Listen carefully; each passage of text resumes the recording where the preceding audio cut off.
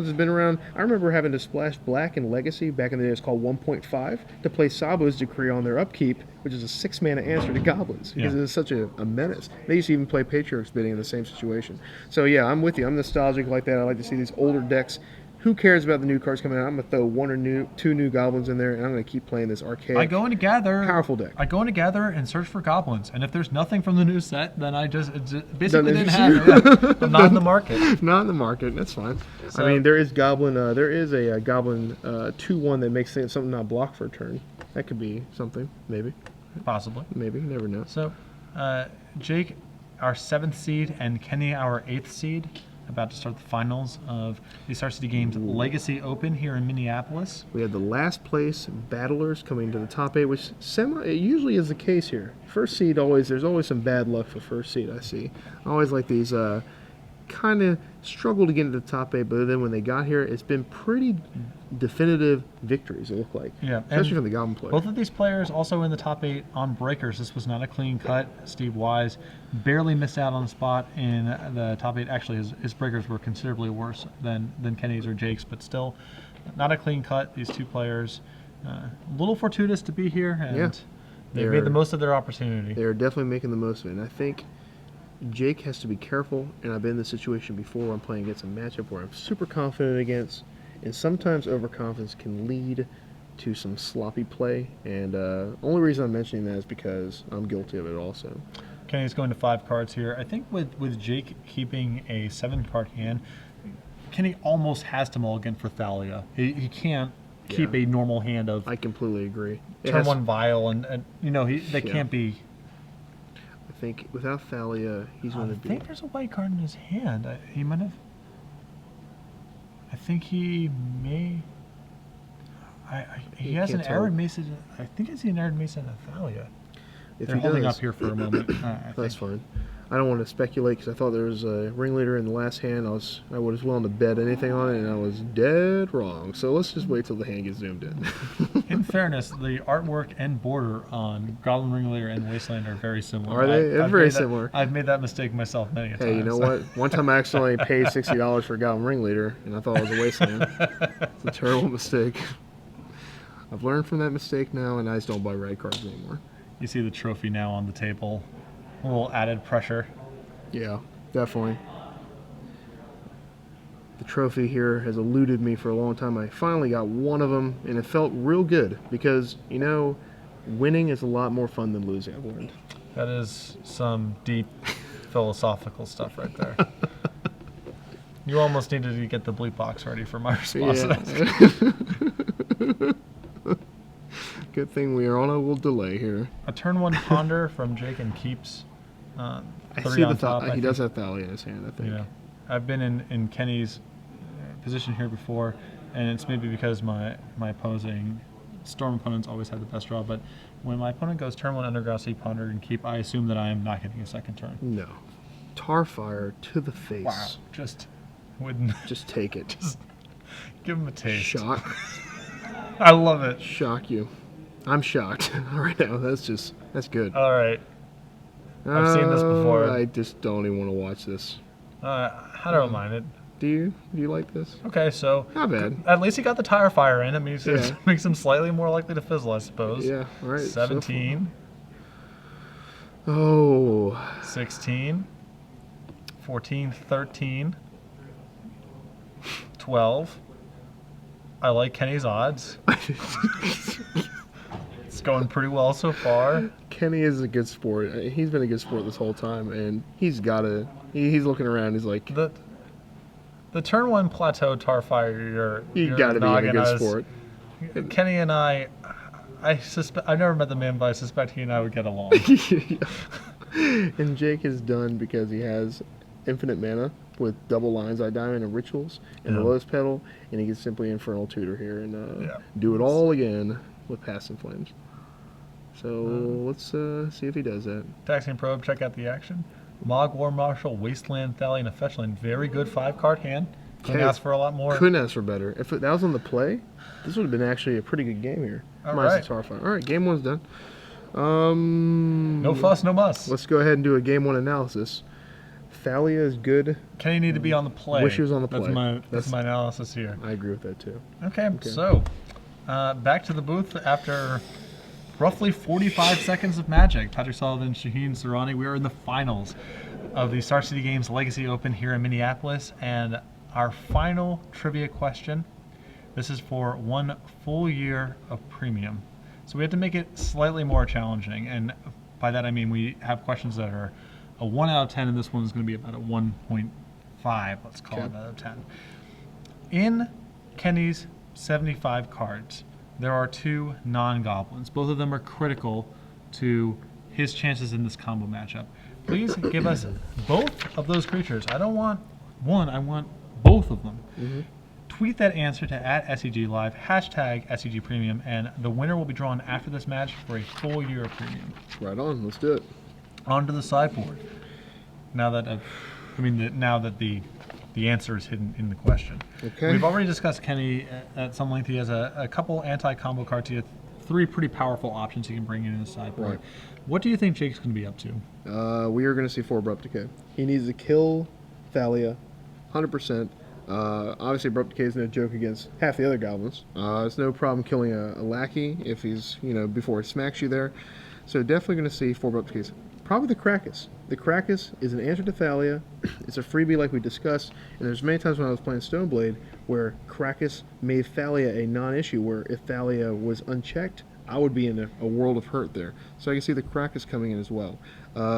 Chain of Vapor, Slaughter Pact, those are decent ones too. Slaughter Pact's another answer for Thalia. That's obviously much cheaper than Abrupt Decay. So maybe not 4 Abrupt Decay. Maybe a little bit of that, a little bit of this. Again, it really depends on what Jake's willing to sacrifice in his main deck. Well, I think Jake has the ability to take out his 2 copies of Duress, which feel like pretty close to a free roll to me. Even Therapy might be a cuttable card too. Well, Therapy, I think Jake can have Therapy on the draw, even on the first turn, and remove one of the defensive measures that Kenny has that matters. If possible, yeah. So I think Therapy may have some legs, but Duress seems like a free roll. In spite of that first game, I suspect... sorry, go ahead. Continue. In spite of how that first game played out, I suspect Kenny will be removing Tarfire, which reduces the number of targets that Duress has. Yeah, we joked around Tarfire last time, and now I'm going to mention the Shock is not so good against these decks. However, it actually looks like he will be boarding out Therapy because this is a perfect sideboard in and out situation. He can actually bring in all of his removal, and Slaughter Pact kind of is a free removal for Thalia when you're about to go off. So I suspect to see 4 Therapy out, 2 Duress out, into Slaughter Pact, 4 Abrupt Decay in, and then adding the Krakus in for one of his basic lands, or one of his other lands, what I would do. Yeah. So a very, very easy swap for Jake. Right. Let's see about the other player here. We're going to see, of course, the card in question. -2 Tarfire, -1 Sting Scourger, +1 Mindbreak Trap, +2 Either Sworn Canonist would be my prediction. I agree. And we're going to bring us back to the game here. We are already ready to go, it looks like. Already have drawn our hands. This match is lightning fast. Turn 1, Wooded Foothills in the pass. What Jake did felt a little unfair. So we're talking about the good versus evil. So Darth Vader up 1 game. Well, we got some... All right, we brought in our Wear Tears, too. Some action here for Kenny. He's got Thalia and Aethersworn Canonist, a Cavern of Souls to facilitate future goblins, a Krenko, and 2 copies of Wear Tear. Right. Wear Tear is a little bit rough here, especially now that Jake knows about it. I think that some of these shatters can have some legs against the versions of Ants that have Chromox, because they have to play those early to develop their mana. But Jake is basically just on Lotus Petals and Lion's Eye Diamonds. He doesn't need to commit those to the board until the turn where he's preparing to win the game. Right, and again, I mean, we sound like a broken record, but honestly, people especially that are just tuning in that haven't heard us all night, when you're boarding with these decks, and you're boarding in hate, you can't overload the hate. And this is a perfect example of a little bit of overload here. Obviously, it's not Kenny's fault that he draws both Wear and Tear in his hand. But when I was playing against Callblade, I'll bring in 1 Disenchant here because drawing 2 sometimes is just detrimental. Well, I actually don't mind bringing in the Wear Tears because Kenny, to be quite honest, has so much crap in his deck. He's got 3 Gem Palm Incinerators, a Goblin Sharpshooter, 3 Mog War Marshals. This is on top of Mog Marshal is kind of whatever, but this is on top of the 2 Tarfires and the Sting Scourger, which we already Right. identified as being unplayable. I'm pretty sure Rest in Peace is just better than that. I don't know, though. I know it shuts down, again, a big portion of his deck. Obviously, we're not bringing in 4 Rest in Peace, but he could bring in a couple here, a couple there. We'll see how it goes here. Let's see if Kenny can get to game 3 here with the... I mean, he's got a good. I mean, if Thalia plus either Sworn Candace, it's hard to argue with that, right? Like, Yeah. that's a really good opening, and he's got Krenko to apply some pressure potentially. I mean, Yeah, I mean, I'd be happy with just the 2 bears attacking for 4 every turn at so this he's point. going to pay 2 mana for the Ponder here. Finds Cabal Therapy and And the Karakas. Karakas. So he does have the Karakas, Good as we lord. predicted. Man, Jake just loves to draw that Karakas, doesn't he? It was quite good last round as well. Yeah. I mean, I suspect we can't shuffle away this Karakas, even No. if he doesn't want to keep the other 2 cards that are there. Not a chance. That Karakas is a godsend for him right now. So he's going to... Kenny here is going to play a dude. He has a Matron in his hand. But if he's... Naye, I like this. This is much Yeah. more safe. You definitely don't play anything besides hate cards that are actually relevant at the time. I mean, he knows about, he knows that there's Abrupt Decays and Slaughter Packs and stuff like that. You can't just lean on this one Thalia. You need to Right.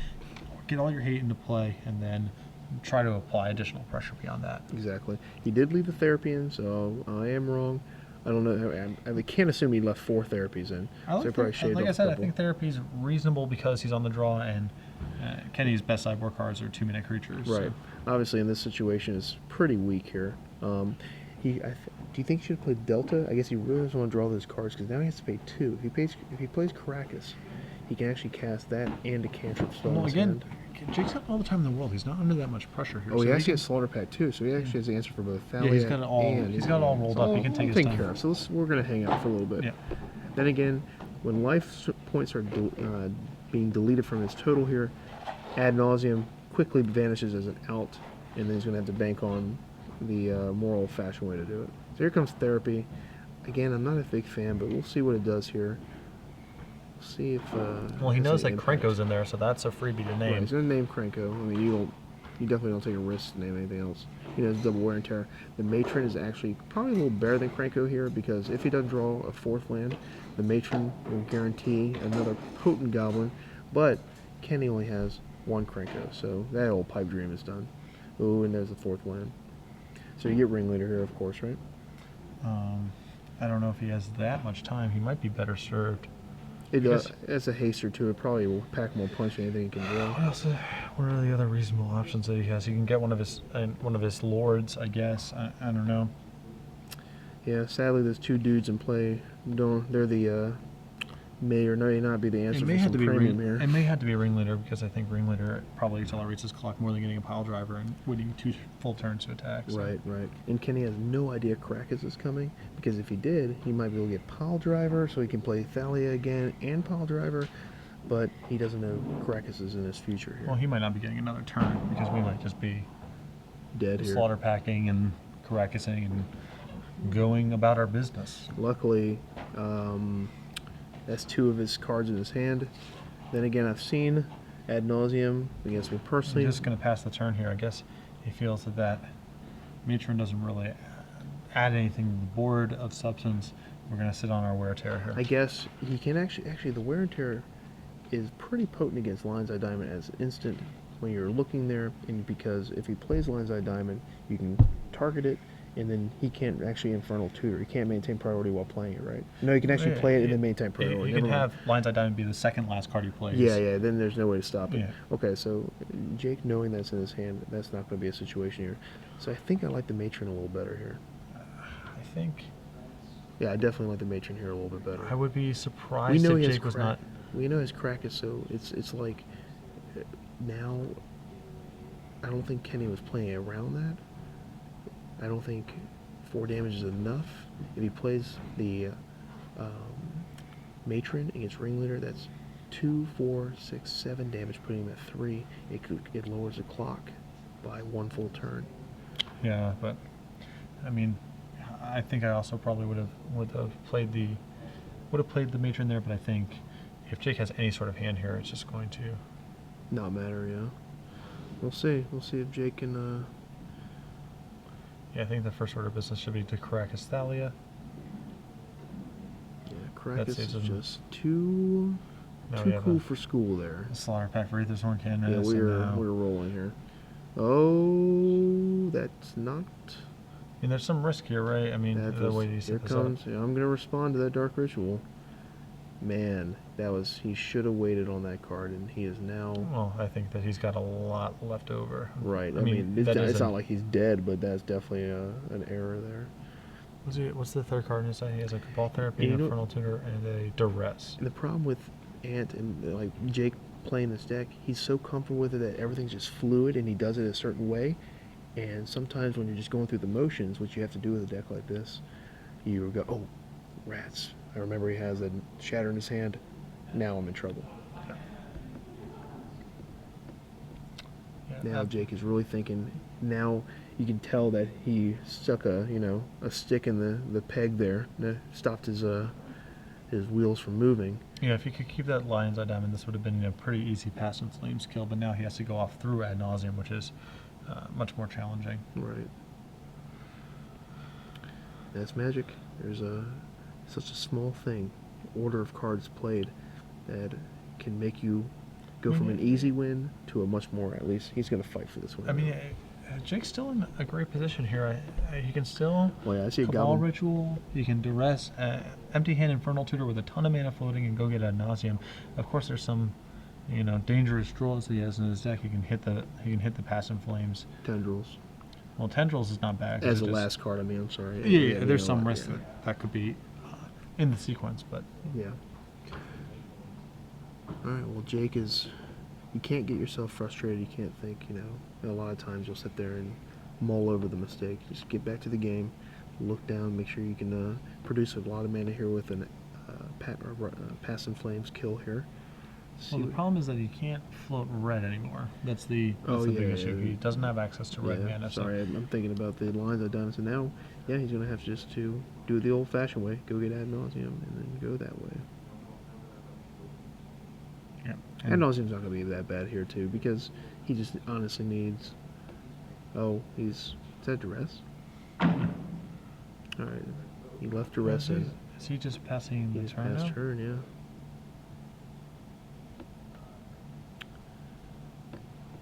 Jake, probably a little frustrated here.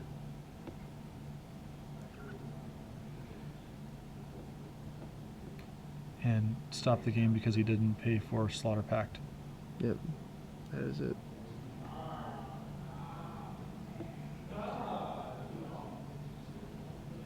So okay. Slaughter Pact has been a funny rule. It is auto loss. We are going to go to game 3. We are going to the third game now. We're going to game 3. Well, it's more exciting this way anyway, right? Now we still have the possibility for a first turn kill. Jake, perhaps a little bit of tension under the camera. He he looks at the camera, shakes his head. There's really not much discussion to be had about the end of that game, so let's go ahead and talk about Game 3.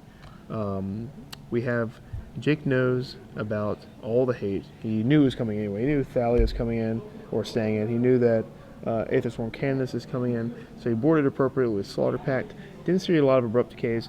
Therapy was a little unimpressive. Duress is really, really bad against this deck. I can't imagine him leaving Duress in. Yeah, I still like Therapy.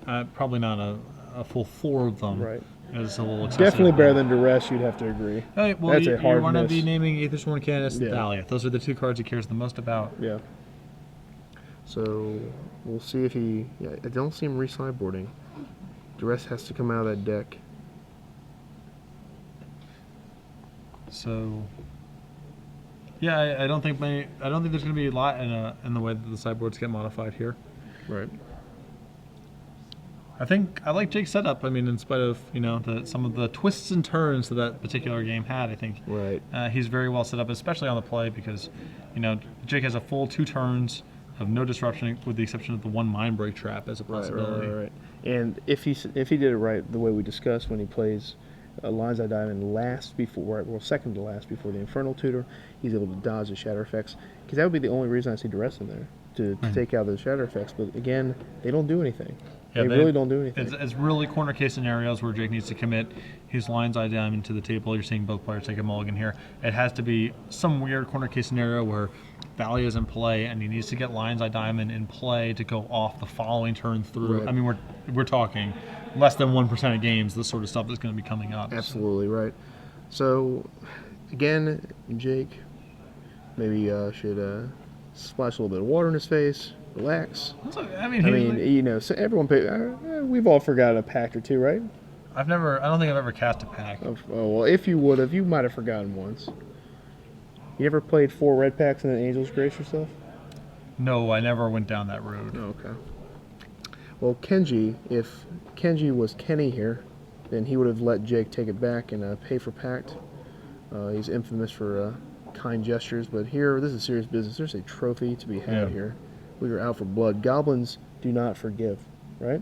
They do not, and they do not forget. They do not forgive or forget. They are bloody. They're actually pretty forgetful, actually. Oh yeah, you're Like right. you know the expression is. They're just dumb. That's all. You know where you're painted in the corner here. So Jake, looking at a 6-card hand, and he's gonna keep. All right. Yeah, let's go ahead and get rolling here. Whoa. Lotus Petal Ponder. I mean, if he's doing that, that means that he doesn't have land. So finding those 2 lands on top, it's got to be. So that's basically, essentially a mulligan to 5 here, which he was willing to do. That means the rest of his hand should be pretty good, right? I mean, it's a fair keep if the last bit of your cards are the necessary pegs in your machine, right? Yeah. All right, so he shuffles. Remember, he's got, with the exception, there's 1 Mind Break Trap, and he's got a full 2-turn window to do whatever he wants before Kenny can provide any degree of disruption. I've seen this deck kill with 5 cards on turn 2 before. Thalia off the top for Kenny. He had a hand, I don't believe, with any of his white creatures, so that's a huge draw. But yeah, he's a lot of times a Goblin player will see Mountain Lackey, and the rest is irrelevant a lot of times. But here, Kenny adding Thalia to the team, and he's going to name Thalia 100%. And An like assassin. you said, yeah, it worked very well. And the rest of his hand is pretty weak here. Yeah, I mean, he's got a good The Matron is going to obviously come into play off the Lackey the next turn, and then get something even better, and then probably Krenko, and then Krenko will come off that. Well, he can go. I mean, I think that the most reasonable sequence here is Lackey attacks, put in. Warchief cast Matron, yeah, that's better. I would put in. Is that better than Matron put in Pile Driver? I think so, because you can do that the next turn, right? You can just put. Well, if you put in Warchief, he only has to pay 2 for Matron. He can just cast the Matron, and the next turn he can play Pile Driver with haste and attack. Sure. Right, so he missed a small opportunity here. He's doing it this way. The only difference is he's going to have to pay the full price for Warchief next turn instead of paying 1 mana for Pile Driver. All right, so here's the test now. I mean, Kenny's going to have a pretty substantial clock here.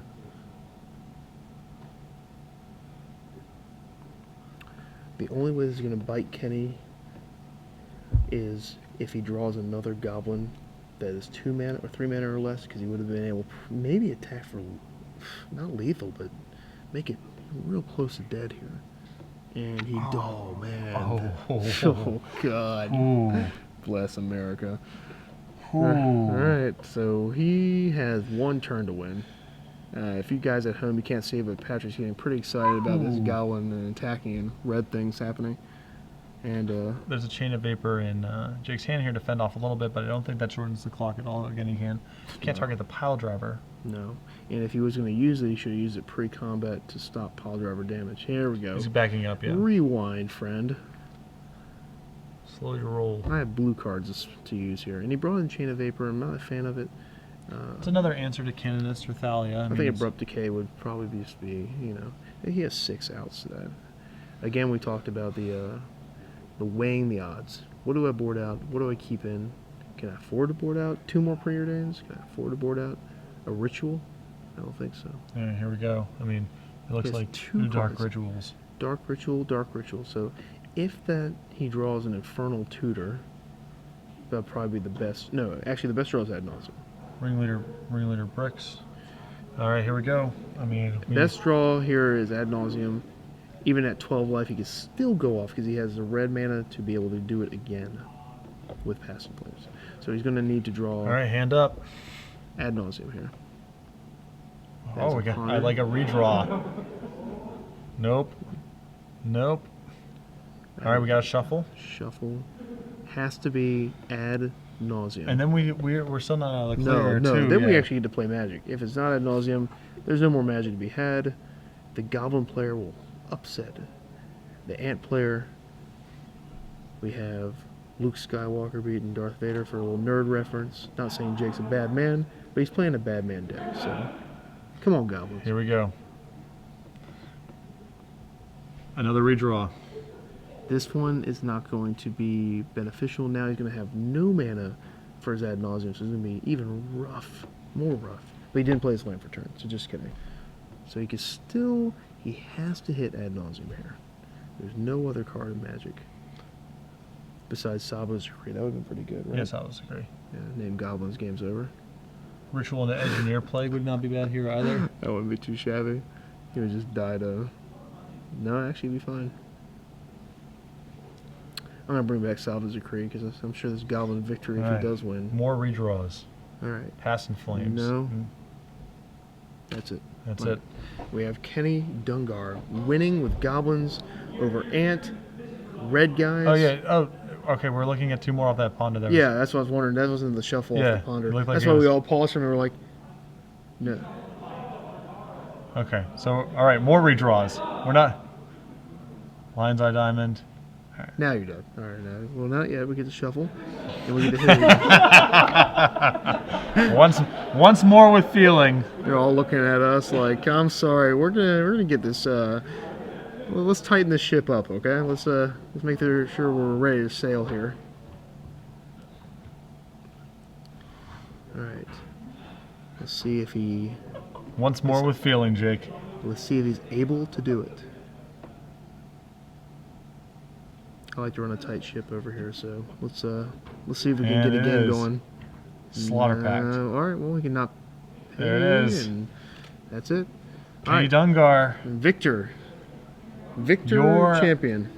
StarCityGames.com Legacy Open Minneapolis champion. Congratulations to him, and to Jay Shu also congratulations. I mean, obviously that second game was a little sloppy there, and possibly a better path could have been pursued, but second place finished very, very nice. And nothing to shake a stick at. And Kenny Dungar, the 8th seed, having to draw first in every match he's playing around the elimination rounds. Hard to win that tournament under any circumstances, especially in Legacy, where the die roll matters more than modern, more than standard, and so big congratulations to him. Yeah, impressive. Goblins winning a Legacy event. Not to say Goblins is a weak deck in any sense. But it's impressive because you have to beat these combo decks that are just engineered, another pun there, engineered to defeat Goblins, right? Sometimes the world can be a good and decent place. We forget that. We forget that from time to time. For all the pain and suffering and injustice that happens. There is still times where you can walk into a room with 4 Cavern of Souls